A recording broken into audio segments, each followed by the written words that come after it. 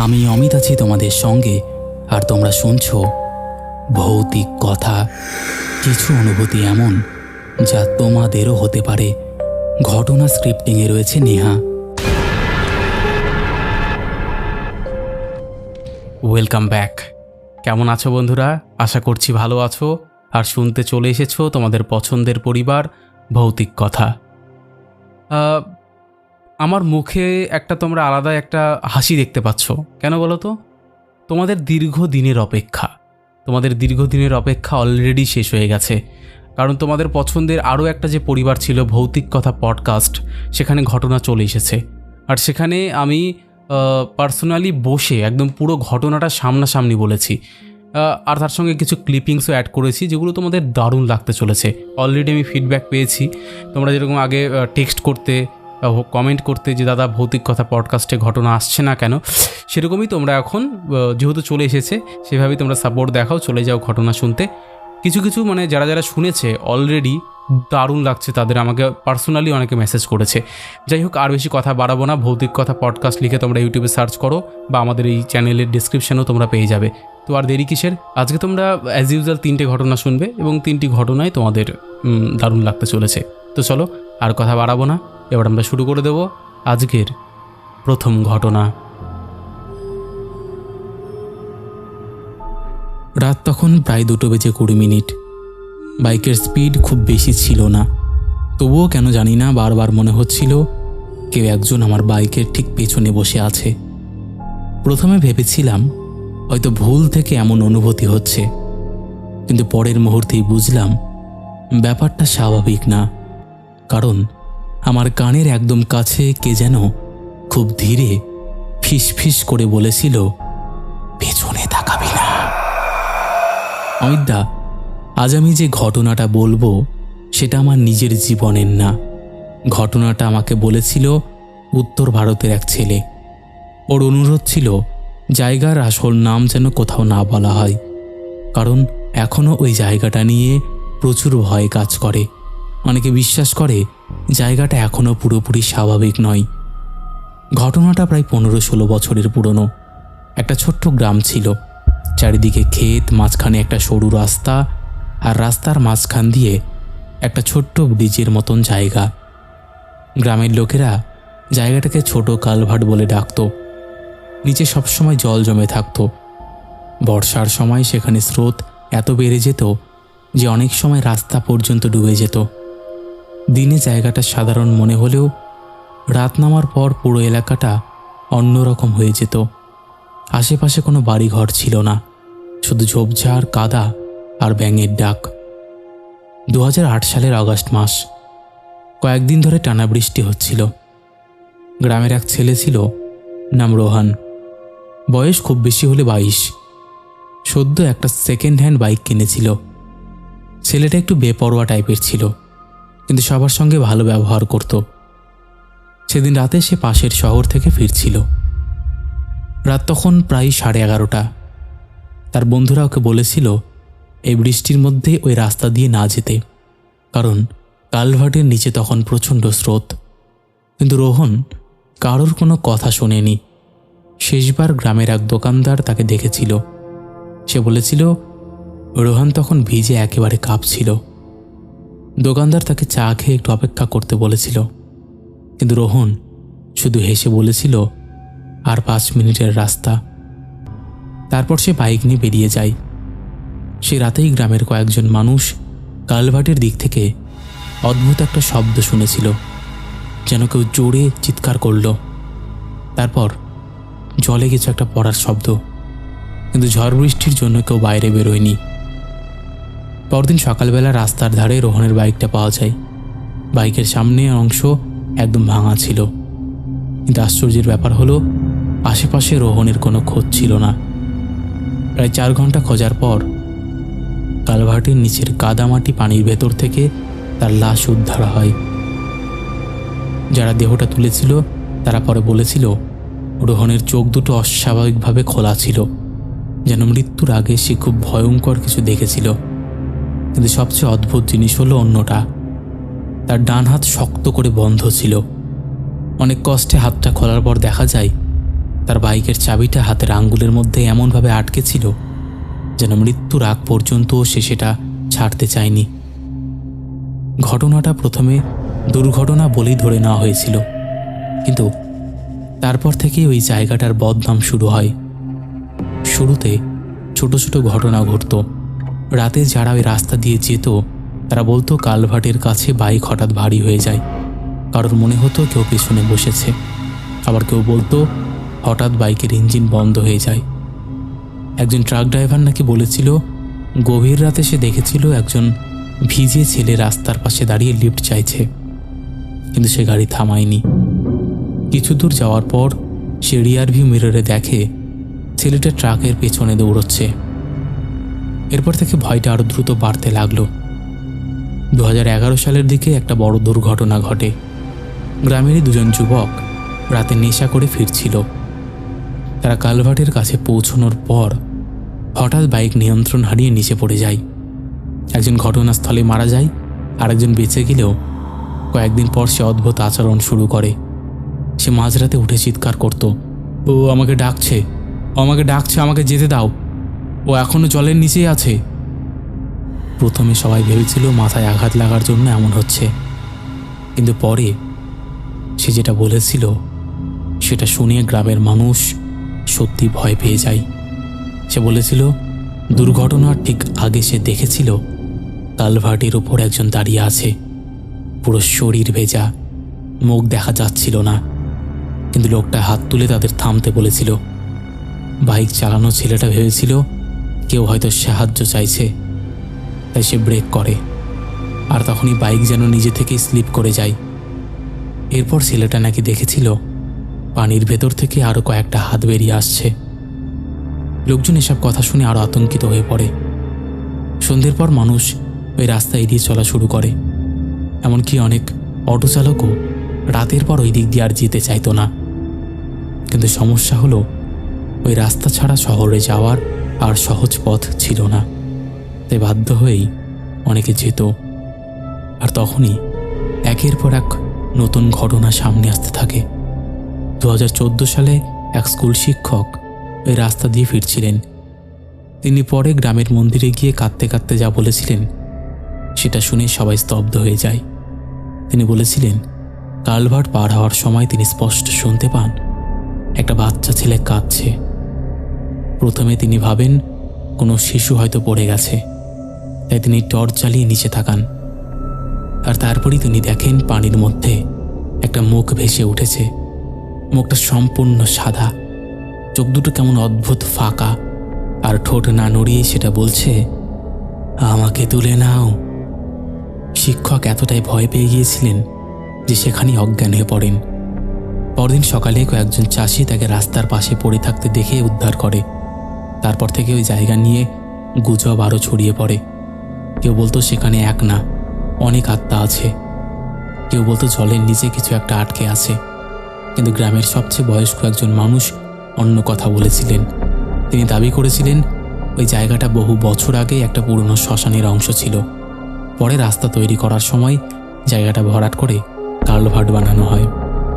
লোকজন তখন এসব কুসংস্কার বলে উড়িয়ে দিলেও রাতের ঘটনার সংখ্যা কম ছিল না। 2017 সালে সবচেয়ে ভয়ঙ্কর ঘটনাটা ঘটে। রাজীব নামে এক ছেলে তার বন্ধুর বিয়ে বাড়ি থেকে ফিরছিল। রাত তখন প্রায় 1টা। সে একাই বাইক চালাচ্ছিল। কালভার্টের কাছাকাছি পৌঁছতেই তার বাইকের হেডলাইট কয়েক সেকেন্ডের জন্য নিভে যায়। আবার আলো জ্বলে উঠতেই সে দেখে রাস্তার মাঝখানে একটা মহিলা দাঁড়িয়ে আছে। মহিলার চুল পুরো ভেজা, মাথাটা নিচু। রাজীব ভয় পেয়ে ব্রেক করে, কিন্তু ব্রেক করার সঙ্গে সঙ্গেই সে অনুভব করে কেউ একজন তার বাইকের পেছনে উঠে বসেছে। এত ভারী লাগছিল যেন দুজন মানুষ বসে আছে। সে পেছনে তাকানোর সাহস পায়নি, কিন্তু তখনই তার কানে একটা শব্দ আসে, খুব ধীরে, খুব ঠান্ডা গলায়, আমাদের ফেলে চলে যাচ্ছিস কেন? রাজীব আর কিছু না ভেবে বাইক ফুল স্পিডে চালাতে শুরু করে, কিন্তু কয়েক সেকেন্ড পর সে বুঝতে পারে বাইকের স্পিড বাড়ছে না, যেন কেউ পেছন থেকে টেনে ধরেছে। তারপর হঠাৎ সে অনুভব করে একটা ঠান্ডা হাত তার কাঁধে রাখা। রাজীব তখন প্রায় কাঁদতে কাঁদতে ভগবানের নাম নিতে থাকে। ঠিক সেই মুহূর্তেই বাইক হঠাৎ হালকা স্টার্ট হয়ে যায়। সে আর পেছনে তাকায়নি। প্রায় 5 কিলোমিটার দূরে গিয়ে থামে। সেখানে গিয়ে দেখে তার বাইকের পেছনের সিট পুরো ভেজা, অথচ তখন বৃষ্টি হচ্ছিল না। এই ঘটনার পর সে কয়েক মাস মানসিকভাবে অসুস্থ হয়ে পড়ে। এমনকি সে শপথ করে বলেছিল সে বাইকের আয়নায় কয়েক সেকেন্ডের জন্য একটা মুখ দেখেছিল। সেই মুখটা মানুষের মতন ছিল না। তারপরে এলাকার মানুষ মিলে কয়েকবার পুজো পাঠ করায়। কিছুদিন শান্তও ছিল, কিন্তু 2019 সালে আবার একটা ঘটনা পুরো জায়গাটাকে আলোচনায় নিয়ে আসে। একজন বিদেশ ফেরত ব্যক্তি, যার নাম ধরা যাক অর্জুন, বহু বছর পর গ্রামে ফিরছিলেন। তিনি এসব কুসংস্কারে বিশ্বাস করতেন না। রাতে শহর থেকে ফেরার সময় গ্রামের কয়েকজন তাকে সতর্ক করেছিল যেন ওই রাস্তা দিয়ে না যায়, কিন্তু তিনি হেসে উড়িয়ে দেন। রাত প্রায় 12টা নাগাদ তিনি গাড়ি নিয়ে কালভার্টের দিকে যান। তারপর প্রায় 3 ঘন্টা তার কোনো খোঁজ পাওয়া যায়নি। ভোরবেলা কয়েকজন মানুষ রাস্তার পাশে তার গাড়িটা দাঁড়িয়ে থাকতে দেখে। গাড়ির দরজা খোলা ছিল, আর অর্জুন অবচেতন অবস্থায় কালভার্টের নিচে পড়েছিলেন। তাকে হাসপাতালে নিয়ে যাওয়ার পর জ্ঞান ফিরতে প্রায় 1 দিন লাগে। জ্ঞান ফেরার পর তিনি যা বলেছিলেন সেটা শুনে ডাক্তার পর্যন্ত চুপ হয়ে গিয়েছিল। তিনি বলেছিলেন গাড়ি চালানোর সময় হঠাৎ রাস্তার সামনে অনেকগুলো মানুষ দাঁড়িয়ে থাকতে দেখেন। প্রথমে তিনি ভাবেন দুর্ঘটনা হয়েছে, কিন্তু কাছে যেতেই বুঝতে পারেন মানুষগুলোর শরীর কাদায় গাঁথা, আর তাদের চোখ সম্পূর্ণ কালো। তারপর তারা সবাই একসঙ্গে গাড়ির দিকে এগোতে শুরু করে।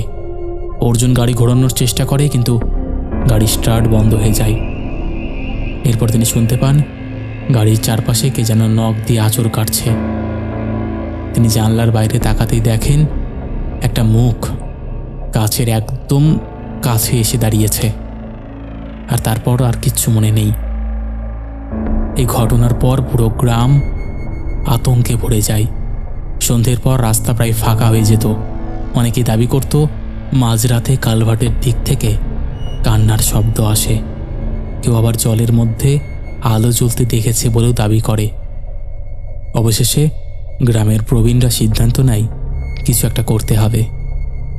2020 সালের শুরুতে গ্রামের মন্দিরে টানা 7 দিন ধরে বিশেষ প্রার্থনা, যজ্ঞ আর ধর্মীয় পাঠের আয়োজন করা হয়। সেই সময় গ্রামের প্রায় সব মানুষ অংশ নিয়েছিল। সন্ধ্যের পর কেউ বাড়ির বাইরে বেরোতো না। পুরো পরিবেশটাই একদম অন্যরকম হয়ে গিয়েছিল। শেষ দিনের রাতে নাকি একটা অদ্ভুত ঘটনা ঘটে। যারা মন্দিরে ছিল তারা বলেছিল হঠাৎ কালভার্টের দিক থেকে প্রচণ্ড হাওয়ার শব্দ আসে, অথচ সেদিন বাতাস প্রায় ছিলই না। তারপর কয়েক সেকেন্ডের জন্য আশেপাশের সব কুকুর একসঙ্গে চিৎকার করতে শুরু করে, আর ঠিক তখনই মন্দিরের ভেতরের প্রদীপগুলো একসঙ্গে নিভে যায়।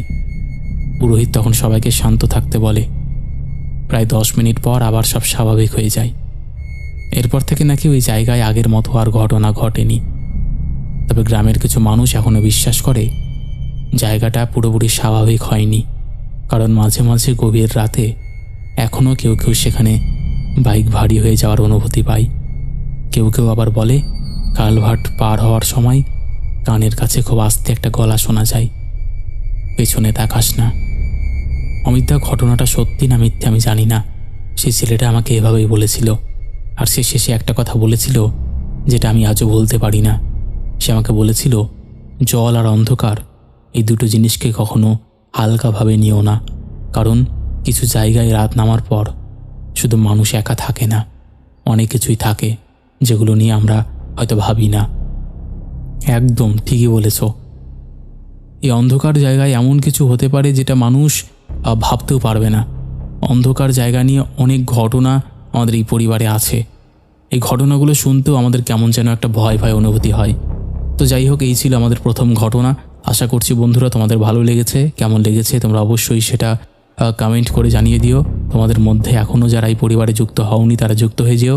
যারা ভাবছো ঘটনা শেয়ার করব কিনা তাদের বলবো একদম দেরি না করে ঘটনা শেয়ার করে দিও। চলো এবার আমরা শুরু করে দেই আমাদের দ্বিতীয় ঘটনা। হ্যালো অমিত ভাই, আমি আসাম থেকে কাকুলি বলছি। তুমি ভালো আছো তো? আর তোমার ভৌতিক কথা পরিবার আরও বড় হোক আর আরও বেটার ঘটনা এক্সপেক্ট করছি। আমি প্রায় 1 বছর ধরে তোমার ঘটনা সব শুনি, ইভেন নিউ পডকাস্ট এপিসোডগুলোও খুব ভালো লাগে গো, সত্যি বলছি শুনতে। যাই হোক, আমি প্রায় 28শে নভেম্বর 2025 একটা ঘটনা ফার্স্ট টাইম পাঠিয়েছিলাম, বাট হয়তো কোনো কারণে শোনাও নেই, তাই ভাবছিলাম আর দিব কি দিব না, তাও দিলাম। একটা ছোট্ট ঘটনা তোমার চ্যানেলে। যাই হোক, লিখছি, কিছু ভুল হলে তুমি প্লিজ ঠিক করে নিও। এই ঘটনাটা আমার ঘরের। আমরা একটা রেলের কোয়ার্টারে থাকি, যেহেতু আমার হাজব্যান্ড রেলে সার্ভিস করে, ওপেন লাইন। তো আমাদের কোয়ার্টারটা এখন এক্সটেনশন করে অনেক কটা রুম হয়েছে। তখন আমার ইনলস থাকতো, এখন নেই আর। তো আমার সব রুমে অনেক ঠাকুরের ফটো আছে, সব ঘরেই আছে। তাও অল্প বলে দিই, ফার্স্টে ঢুকেই একটা বড় বারান্দা, তারপর একটা রুম, তার ডান সাইডে ঠাকুর ঘর, সোজা রান্নাঘর, ওখান দিয়ে গেলে একটা রুম, আর ডান সাইড বাথরুম। ওই রুমটার মিডিলে একটা দরজা আছে, পাশে বাগান ছিল। ওখানে আরও কয়েকটা রুম করা আছে, যেহেতু দুর্গাপুজোর সময় প্রায় 14 বা 15 জন মেম্বার হয়তো আগে, তো এখন কেউ নেই বলে ওখানে সুন্দর করে সাজানো আছে। ওখানে আবার আমার হাজব্যান্ড কখনো কখনো ঘুমোই, কারণ ওর টাইম টেবিল ঠিক নেই। রাতে কখন বা আসে কখন বা যাই বলতেই পারবো না, বুঝতেই তো পারছো, ওপেন লাইনের সার্ভিস। যাই হোক, আমার মেয়ের যখন 11 বা 12 বছর, তখন ওই রান্নাঘর থেকে বার হয়ে যে রুমটা ছিল ওখানে আমার মেয়ে ঘুমোতো, আর আমি আর আমার ছেলে তখন ভেতরে একটা রুম ছিল, ওখানে ঘুমোতাম। আমার ছেলে তখন 3 বছরের মতন। তো একদিন আমার মেয়ে বলে, মা, আমার সাথে না রাতে কেউ ঘুমায়। আমি বুঝতে পারি ওর নিঃশ্বাস পড়ে আমার গায়ে। আর আমার মেয়েটির স্বভাব ছিল 2টা পিলো পাশাপাশি পাতবে বা রেখে ঘুমোবে। অনেকে বলে, বুঝলে অমিত, যে পাশাপাশি বালিশ নিয়ে ঘুমোতে হয় না, খারাপ। তো তখন আমার কম বয়স, আমি অতটা পাত্তা দিতাম না, ভাবতাম টিউশন পড়ে চুল ছেড়ে যায়, হয়তো কিছু ভুল ভাবছে। যাই হোক, এই করে 6 মাস কাটলো, কিন্তু কোনো ক্ষতি ওর কিছু হয়নি বা করেনি। বাট জানি না, হয়তো কিছু থাকলেও চলে গেছে হয়তো। এবার কি হলো, আমার মেয়ের যখন 15-16 বছর বয়স, তখনও ও ওখানে একাই ঘুমোই। আর আমার হাজবেন্ড তো রাত্রে 2টো বা 3টায় আসতো, তারও কোনো ঠিক নেই। আমি এটাও ভেবেছিলাম যে রেল লাইনে কত লোক এদিক ওদিক দিয়ে যেতে আসতে কাটা পড়ে, ওই হয়তো সঙ্গে করে কোনো খারাপ জিনিস নিয়ে এসেছে। কিন্তু ওই যে বললাম, আমার মেয়ের যখন 15-16 বছর বয়স, তখন কি হতো, যখন আমার হাজব্যান্ড ঘরে থাকতো না, আমরা ঘরের ভেতরে কেমন জানি ফিল করতাম। ইভেন ওই পাশের রুমগুলোতেও রাতে যেতাম না, ভয় লাগতো। একদিন কি হলো, আমি আর আমার ছেলে ভিতর রুমে শুয়ে আছি, আর মেয়ে ওই রুমে। আর আমার ছেলে তখন মোটামুটি বেশ বড় হয়েছে। তো একদিন মেয়ে শুয়ে আছে, আর ওর কী স্বভাব, যতই হোক না কেন একটা পাতলা চাদর ওর গায়ে থাকবেই। তখন প্রায় রাত 2টো বা 2:30 হবে, তার মধ্যে ঠান্ডার দিন। ও আবার কী করতো, ঠান্ডার দিনে কম্বল পুরো মুখ ঢেকে শুতো, ও পুরোটা কম্বলের মধ্যে থাকতো। তো হঠাৎ ও শুনছে যে ওর মুখের ওপরে কেউ একটা মুখ এনে দাঁতগুলো জোরে জোরে কিটকিট করছে, খুব আওয়াজ করছে। সে আওয়াজে মেয়ের ঘুমিয়ে গেছে, ও তাও চুপ করে কম্বলের নিচ থেকে আওয়াজটা শুনছে। এর কয়েক সেকেন্ডের মধ্যেই ও চট করে উঠে বসে সোজা ওর বাবার রুমের দিকে দৌড় দেয়। দৌড় দিয়ে সেখান থেকে ও আবার কি করে, সে কম্বল সহকারে নিয়েই আমার রুমের দিকে দৌড় দেয়। এসে আমার রুমে শুয়ে পড়ে, আমাকে কিছু বলেনি। তারপরের দিন ওর ভাইকে বলছে, আজকে আমার রুমে তুই ঘুমাবি, আর আমি মার সাথে শোবো। তোমার ছেলেতে তখন মোটামুটি একটু বড় হয়েছে, সেই মতো ও ওর ঘরে শুয়েছে, আর মেয়ে এসে শুয়েছে আমার ঘরে। কিন্তু কি বলবো অমিত, সেম একই ঘটনা ছেলের সাথেও আবার ঘটে। কিন্তু আমার ছেলে আবার সেখানে চুপ করে শুয়েছিল। সকালে দুজনে আমাকে সব বলছে। ওর বাবা এসলে ওর বাবাকেও আমি সব বললাম। ওর বাবা আবার এসব কিছু বিশ্বাস করে না। ওর বাবা বলে, কই, আমি তো এত রাতে আসি যাই, আমি তো কিছু দেখি না। এটা শুনে আমি আবার বললাম, আরে সবার কি সব কিছু সমান হয়? তুমি দেখতে নাও পেতে পারো। এরপর থেকে আমরা 3 জন একসাথে ঘুমোতাম, কিন্তু হাজবেন্ড না থাকলে আমরা প্রায় শুনতাম যে জানলার পাশে কেউ কিটমিট করে আওয়াজ করছে।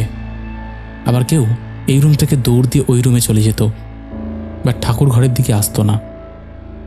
যাই হোক, এইভাবেই দিন কাটছিল। এর মধ্যে একটা সমস্যা কি, ওর বাবার রুমের সামনেই ফিল্টার বসানো ছিল, সেখানে যেতেও আমাদের ভয় লাগতো রাত্রেবেলা। তাই জল এনে আমরা রান্নাঘরে স্টোর করে রাখতাম, আর বর না থাকলে সন্ধেবেলার মধ্যেই দরজা বন্ধ করে রাখতাম। আর ওই রুমের আশেপাশে যত কাজবাজ ছিল সব আগে থেকেই করে ফেলতাম। তো এইভাবে অনেক দিন গেল।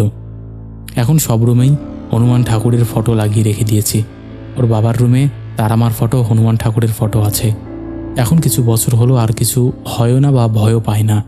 তাও মাঝে মাঝে কেমন একটা ফিলিংস হয়, বুঝলে, ওই যে মনের মধ্যে ঢুকে গিয়েছিল। ঘটনাটা ছোট আর খুব একটা হয়তো ভয়ঙ্কর না, কিন্তু আশা করছি তোমাদের ঠিকঠাক লাগবে। আর নেহাদিকে বলো ঠিক করে একটু গুছিয়ে নিতে। আমার কাছে আরও অনেক ছোট ছোট ঘটনা আছে আমার দাদুর মুখে শোনা। যাই হোক, সেগুলো তোমাকে অবশ্যই পাঠিয়ে দেব। ভালো থেকো। লাভ ফর ভৌতিক কথা। থ্যাংক ইউ দিদি, ভালো লেগেছে। ঘটনাটা ছোট হলেও খুব ক্রিপি টাইপের ঘটনা। আশা করছি আমাদের এই পরিবারের সকলেরও ভালো লাগবে। যাই হোক বন্ধুরা, তোমাদের কেমন লেগেছে তোমরা অবশ্যই সেটা কমেন্ট করে জানিয়ে দাও। তোমাদের মধ্যে এখনও যারা এই পরিবারে যুক্ত হওনি তারা যুক্ত হয়ে যাও। একটা কথা না বললেই না, ভৌতিক কথা কোনো রকম অন্ধবিশ্বাস, কোনো রকম কুসংস্কার বা কোনো রকম নেগেটিভিটিকে প্রশ্রয় দেয় না। ভৌতিক কথার কাজ শুধুমাত্র মানুষের জীবনে ঘটে যাওয়া ঘটনা সকলের সামনে তুলে ধরা, নচে তার কোনো উদ্দেশ্য নেই। তাই যারা বিশ্বাস করছো না তারা এগুলোকে এন্টারটেইন হিসেবেই নিয়ে নাও। চলো এবার আমরা শুরু করে দেই পরের ঘটনা। হ্যালো অমিতদা, আমি শুভম, বাড়ি নদিয়ার দিকে। আজ আমি যে ঘটনাটা আপনাকে বলতে চলেছি সেটা আমি আজও কাউকে পুরোপুরি বলতে পারিনি, কারণ ঘটনাটা বললেই সবাই ভাবে আমি হয়তো বাড়িয়ে বলছি বা রাতের অন্ধকারে ভুল দেখেছিলাম। কিন্তু আমি জানি সেদিন আমি যা দেখেছিলাম, যা অনুভব করেছিলাম, সেটা কোনো ভুল ছিল না। আজও রাত 12টার পর বাইক নিয়ে ফাঁকা রাস্তায় বেরোতে গেলে আমার বুকের ভেতরটা ঠান্ডা হয়ে যায়। ঘটনাটা আজ থেকে প্রায় 8 বছর আগের। তখন আমি একটা প্রাইভেট কুরিয়ার কোম্পানিতে কাজ করতাম। চাকরিটা খুব চাপের ছিল, মাঝে মধ্যেই রাত করে বাড়িতে ফিরতে হতো। বিশেষ করে মাসের শেষ দিকে ডেলিভারির চাপ এত বেড়ে যেত যে রাত 9টা-10টা হয়ে যেত অফিস ছাড়তে। আমার বাড়ি আর অফিসের দূরত্ব ছিল প্রায় 30 কিলোমিটার। বাসে ফিরতে গেলে অনেক ঝামেলা, তাই একটা পুরনো বাইক কিনেছিলাম। সেই বাইকেই যাতায়াত করতাম। যেদিন ঘটনাটা ঘটে সেদিন ছিল শ্রাবণের শেষ দিক। বিকেল থেকেই আকাশ খারাপ ছিল। রাতে অফিস ছাড়তে ছাড়তে 10:30 বেজে যায়। বৃষ্টি তখন থেমেছে, কিন্তু রাস্তাঘাট পুরো ভিজে। অফিসের সবাই আমাকে বলেছিল এত রাতে যেন একা না ফিরি, কিন্তু আমার পরের দিন সকালে আবার ডিউটি ছিল, তাই আর দেরি করতে চাইনি। আমি রেইনকোট পরে বাইক নিয়ে বেরিয়ে পড়লাম। প্রথম দিকে রাস্তা মোটামুটি ব্যস্ত ছিল, দোকানপাট খোলা, কিন্তু গাড়িও চলছিল। কিন্তু শহরের অংশটা পার হতেই, মানে হাইওয়েতে উঠতেই, চারিদিক একদম শুনশান হয়ে গেল। রাস্তার দুই পাশে বড় বড় গাছ, মাঝখানে ধান ক্ষেত, আর কোথাও কোথাও ছোট ছোট গ্রাম। ওই রাস্তা দিয়ে আমি বহুবার গেছি, কিন্তু সেদিন যেন সব কিছু আলাদা লাগছিল। কেমন একটা চাপা অস্বস্তি হচ্ছিল।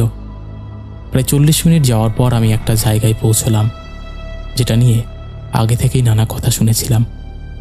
জায়গাটা একটা পুরনো ব্রিজের কাছাকাছি। ব্রিজটার নিচ দিয়ে একটা সরু নদী গেছে। লোকজন বলতো ওই জায়গায় নাকি প্রায় দুর্ঘটনা হয়, বিশেষ করে রাতের দিকে। কেউ বলতো রাস্তার মাঝখানে হঠাৎ একজন মহিলা দাঁড়িয়ে থাকে। কেউ বলতো সাদা কাপড় পরা কাউকে নাকি হাঁটতে দেখা যায়। আমি এসব কখনো বিশ্বাস করতাম না, বরং এসব শুনে হাসতাম। কিন্তু সেদিন যখন ব্রিজটার দিকে এগোচ্ছিলাম, তখন হঠাৎ আমার বাইকের হেডলাইটটা অদ্ভুতভাবে কমে গেল। আমি ভাবলাম হয়তো ব্যাটারির সমস্যা। একটু অ্যাক্সিলারেট করতেই আবার আলোটা ঠিক হলো, কিন্তু কয়েক সেকেন্ড পর আবার কমে গেল। তখনই আমার মনে হলো রাস্তার সামনে যেন কেউ দাঁড়িয়ে আছে। দূর থেকে ঠিক বোঝা যাচ্ছিল না। বৃষ্টির পর কুয়াশার মতো ধোঁয়া উঠছিল রাস্তা থেকে। আমি একটু ধীরে এগোলাম। তারপর যেটা দেখলাম সেটা আজও বলতে পারিনি। রাস্তার একদম মাঝখানে একটা মেয়ে দাঁড়িয়েছিল। বয়স খুব বেশি হলে 22-23। ভেজা সাদা সালোয়ার পরেছিল, চুলগুলো পুরো ভিজে মুখের ওপর পড়ে আছে, মাথাটা নিচু করে দাঁড়িয়েছিল। প্রথমে আমি ভাবলাম হয়তো কোনো দুর্ঘটনা হয়েছে বা সাহায্য চাইবে। আমি বাইকটা একটু স্লো করলাম, কিন্তু যত কাছে এগোচ্ছিলাম তত কেমন একটা অস্বাভাবিক লাগছিল। চারপাশে একদম কোনো শব্দ নেই, এমনকি ঝিঝি পোকার আওয়াজও না, শুধু আমার বাইকের ইঞ্জিনের শব্দ। আমি প্রায় 10 হাত দূরে এসে দাঁড়ালাম, বললাম, এই যে শুনছেন, কিছু হয়েছে? কোনো উত্তর নেই, মেয়েটা নড়লও না। আমি আবার বললাম, আপনি ঠিক আছেন? তখন ধীরে ধীরে সে মাথাটা তুলল, আর আমি যেটা দেখলাম সেটা মানুষ কোনো দিনও ভুলতে পারবে না। ওর পুরো মুখে কাদা লেগেছিল, কিন্তু চোখ দুটো একদম ফ্যাকাশে সাদা, যেন চোখের মনেই নেই। ঠোঁটের এক পাশ ছিঁড়ে গিয়ে রক্ত শুকিয়ে কালচে হয়ে আছে। আমি এতটাই ভয় পেয়ে গিয়েছিলাম যে সঙ্গে সঙ্গে বাইক ঘুরিয়ে পালাতে গেলাম, কিন্তু বাইক স্টার্টই নিল না।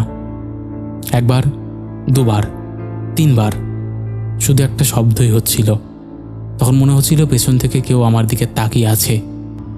আমি সাহস করে পেছনে তাকালাম না, ঘেমে পুরো ভিজে গেছে। হঠাৎ কানের খুব কাছে একটা মেয়েলি গলা শুনলাম। এত তাড়াহুড়ো করছো কেন? আমি যেন জমে গেলাম। গলাটা একদম ঠান্ডা, স্বাভাবিক মানুষের গলা না, মনে হচ্ছিল খুব কাছে দাঁড়িয়ে বলছে। আমি চোখ বন্ধ করে শুধু বাইক স্টার্ট দিতে লাগলাম। তারপর আচমকা বাইক স্টার্ট নিল, আর আমি 1 সেকেন্ডও দাঁড়াইনি, পুরো স্পিডে বাইক চালাতে লাগলাম। কিন্তু কিছু দূর যাওয়ার পর বুঝলাম একটা সমস্যা হয়েছে। বাইকের রিয়ার ভিউ মিররে বারবার দেখছি পিছনে কেউ বসে আছে, সাদা কাপড়। প্রথমে ভাবলাম ভয়ের জন্য ভুল দেখছি, কিন্তু যতবার মিররে তাকাচ্ছি ততবারই দেখছি মনে হচ্ছিল কেউ আমার বাইকের পেছনের সিটে বসে আছে। আমি পাগলের মতন বাইক চালাতে লাগলাম। তখন রাত প্রায় 11:30। পুরো রাস্তা ফাঁকা। হঠাৎ বাইকের গতি নিজে থেকেই কমে গেল। আমি অ্যাক্সিলারেট করছি, কিন্তু স্পিড বাড়ছে না, যেন কেউ পেছন থেকে টেনে ধরেছে। তখনই আবার সেই গলা শুনলাম, একবার পেছনে তাকাও। আমি শপথ করে বলছি অমিতদা, ওই মুহূর্তে আমার মনে হচ্ছিল আমি হয়তো আর বাড়ি ফিরতে পারবো না। বুকের ভেতর এমন ধুকপুক করছিল যে মনে হচ্ছিল হার্ট বন্ধ হয়ে যাবে। আমি প্রাণপণে হনুমান চালিসা পড়তে লাগলাম, যদিও পুরোটা মুখস্থ ছিল, তবুও যেটুকু জানতাম সেটাই বলতে লাগলাম। কিছুক্ষণ পর হঠাৎ আবার বাইককে স্পিড নিতে শুরু করলো। আমি কোনো দিকে না তাকিয়ে চালিয়ে যাচ্ছিলাম। তারপর প্রায় 5 কিলোমিটার পরে একটা চায়ের দোকান দেখতে পেলাম। অবাক ব্যাপার হলো, ওই সময়ও দোকানটা খোলা ছিল। একজন ট্রাক ড্রাইভার চা খাচ্ছিল। আমি বাইক থামিয়ে সোজা দোকানের ভেতরে ঢুকে পড়লাম। তখন আমার অবস্থা দেখে দোকানদারই জিজ্ঞাসা করলো, কী হয়েছে, শরীর খারাপ? আমি জল খেলাম, তারপর একটু স্বাভাবিক হয়ে সবটা বললাম। আমার কথা শুনে দোকানের একজন বয়স্ক লোক চুপ করে গেল। তারপর বলল, তুই কি পুরনো ব্রিজটার কাছে থেমেছিলি? আমি বললাম, হ্যাঁ। লোকটা তখন একটা দীর্ঘশ্বাস ফেলে বলল, তোর ভাগ্য ভালো যে খুব জোর বেঁচে গেছিস, সবাই সেখান থেকে ফেরত আসতে পারে না। আমি অবাক হয়ে ওর দিকে তাকালাম। তখন সে বলল, প্রায় 4 বছর আগে ওই ব্রিজের কাছেই একটা মেয়ে অ্যাক্সিডেন্টে মারা যায়। রাতের বেলা বৃষ্টির মধ্যে একটা ট্রাক ধাক্কা মারে। মেয়েটা নাকি অনেকক্ষণ রাস্তায় পড়েছিল, কেউ সাহায্য করেনি। তারপর থেকেই নাকি মাঝে মধ্যে লোকজন ওই মেয়েকে দেখতে পায়, বিশেষ করে যারা রাতে একা বাইক নিয়ে যায়। অনেক দুর্ঘটনা হয়েছে। আমি তখনও পুরোটা বিশ্বাস করতে পারছিলাম না। নিজেকে বোঝাচ্ছিলাম হয়তো ভয়ের জন্যই এসব কল্পনা করছি। কিন্তু ঠিক তখনই দোকানের একজন ছেলে বাইরে থেকে দৌড়ে এসে বলল, দাদা, আপনার বাইকের সিটটা এরকম কেন, যেন মনে হচ্ছে খাবলে খাবলে গেছে। আমি বাইরে বেরিয়ে দেখি সত্যিই বাইকের সিটের অবস্থা ওই রকম, অথচ সেরকম হওয়ার তো কথা না। শুধু এটুকুই না, সেই সিটের উপর অনেক কাদামাখা হাতের দাগও ছিল, যেন কেউ শক্ত করে ধরে বসেছিল। আমার শরীরের রক্ত যেন শুকিয়ে গেল। আমি আর এক মুহূর্তও ওখানে থাকতে চাইনি। কিছুক্ষণ পরে এক ট্রাক ড্রাইভার বলল যে ওইদিকে যাবে, তাই তার পেছন পেছন যেতে আমি সেভাবেই বাড়ি ফিরলাম। বাড়ি ফিরে সেদিন রাতেই জ্বর এলো। প্রায় 4 দিন বিছানা থেকে উঠতে পারিনি। কিন্তু আসল ঘটনা ঘটেছিল তারপরে। ঘটনার প্রায় 1 সপ্তাহ পর আমি বাইক ধরছিলাম। তখন হঠাৎ দেখি পেছনের সিটের নিচে একটা ছোট্ট নূপুর পড়ে আছে। পুরনো নূপুর। আমি শপথ করে বলছি ওটা আমার বাইকে আগে কখনো ছিল না। আমি এতটাই ভয় পেয়ে গিয়েছিলাম যে সঙ্গে সঙ্গে ওটা নদীতে ফেলে দিই। তারপর অনেক দিন আমি রাস্তা দিয়ে রাতে যাইনি। চাকরিটাও কিছুদিন পরে ছেড়ে দিয়েছি। আজ এত বছর পরেও যদি কোনো কারণে ওই রাস্তা দিয়ে যেতে হয়, আমি দিনের আলো থাকতেই পার হই। আর একটা জিনিস আজও আমার মাথায় ঘোরে অমিতদা, সেদিন যদি আমি কৌতূহলবশত পেছনে তাকাতাম, তাহলে হয়তো আজকে আমি আর তোমাকে এই ঘটনাটা পাঠাতে পারতাম না। কারণ যারা ওই রাস্তায় দুর্ঘটনায় মারা গেছে তাদের অনেকের শরীরই নাকি পাওয়া গেছে ব্রিজের নিচে, আর প্রত্যেকেরই মুখে আতঙ্কের ছাপ ছিল। তো এই ছিল ঘটনা। যদি তোমার ভালো লাগে আর মনে হয় ঘটনাটা পড়ে শোনানোর মতন, অবশ্যই পড়ে শুনিও। আমি অপেক্ষায় থাকবো তোমার মুখে এই ঘটনাটা শোনার জন্য। ভালো থেকো অমিতদা, সুস্থ থেকো। Good night. একদম। তো বন্ধুরা, এই ছিল আমাদের আজকের জমজমাট একটি এপিসোড। আশা করছি তোমাদের ভালো লেগেছে। কেমন লেগেছে তোমরা অবশ্যই সেটা কমেন্ট করে জানিয়ে দাও। তোমাদের মধ্যে এখনও যারা এই পরিবারে যুক্ত হওনি তারা যুক্ত হয়ে যাও। যারা ভাবছো ঘটনা শেয়ার করব তারা দেরি না করে পাঠিয়ে দাও। চলো এবার আমরা শুরু করি শাউট আউট পর্ব।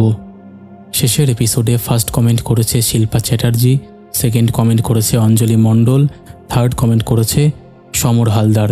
3 জনই লাভ রিয়াক্ট দিয়েছে। তারপরে কমেন্ট করেছে আদিত্য বিশ্বাস, রত্না রয়, কৃষ্ণা, সঙ্গীতা মজুমদার, মামন মণ্ডল। তারপরে আরও কমেন্ট করেছে প্রণতি মুখার্জি, মিন্টু দত্ত, মিঠু দত্ত, অরিজিৎ নস্কর, তুতন এসকে, সুস্মিতা শিকারী, আরমান খান, হেমন্ত অধিকারী লিখেছে হাই অমিতদা, কেমন আছো? আমার নামটা একবার বলো। আমার নাম হেমন্ত অধিকারী। আশা করি তুমি ভালো আছো। আমাদের ভৌতিক কথা পরিবারের সবাই কেমন আছো? আশা করি সবাই ভালো আছো। হ্যালো হেমন্তদা। তারপরে কমেন্ট করেছে রোহিত সান্তরা, লিখেছে চলে আসলাম দাদা তোমার ভৌতিক কথা শুনতে। আমার নামটা একবার নেবে? আমার নাম রোহিত। হ্যালো রোহিত। তারপরে কমেন্ট করেছে কবিতা সরকার, জবা দেবী, অনন্যা ভৌমিক, টোটন মণ্ডল, সুমিত ঘোষ, গৌরব সরকার, শিহাব শাফিরুদ্দিন, তন্ময়, কার্তিক সাহা, মিষ্টি পাখি, অমিতা ঠাকুর লিখেছে সেকেন্ড অ্যান্ড থার্ড দুটো ঘটনায় খুব ভালো লাগলো, থ্যাংক ইউ। তারপরে কমেন্ট করেছে গৌরব সরকার, পম্পা মহন্ত, লিখেছে ভাই হাতে ফোন নিয়ে বসে আছি, কখন ঘটনা আসবে, মনটা খুব খারাপ লাগছিল, এখন ভালো লাগছে তোমার ঘটনা শুনে, থ্যাংক ইউ দিদি। তারপরে কমেন্ট করেছে মোহিনী, সুশান্ত সাহা, রিমঝিম আচার্যি, সাধন অধিকারী, অসীম দাস, মধু, এমডি মোয়াজবনিয়া, সুভাষ বৈদ্য, মন্দিরা সেন। তারপরে আরও কমেন্ট করেছে জয়, লিখেছে চলে আসলাম অমিতদা তোমার নতুন ভূতের ঘটনা শুনতে, থ্যাংক ইউ। তারপরে কমেন্ট করেছে শান্তর দুনিয়া, লিখেছে অমিত ভাই আমি মধ্যমগ্রাম থেকে শুনছি, চলে আসলাম তোমার মুখে ভয়ঙ্কর ঘটনা শুনতে, তুমি কেমন আছো ভাই? ভালো আছি, তুমি কেমন আছো? তারপরে কমেন্ট করেছে সাগর সাহা, লিখেছে কেমন আছো দাদা? ভালো আছি, তুমি কেমন আছো?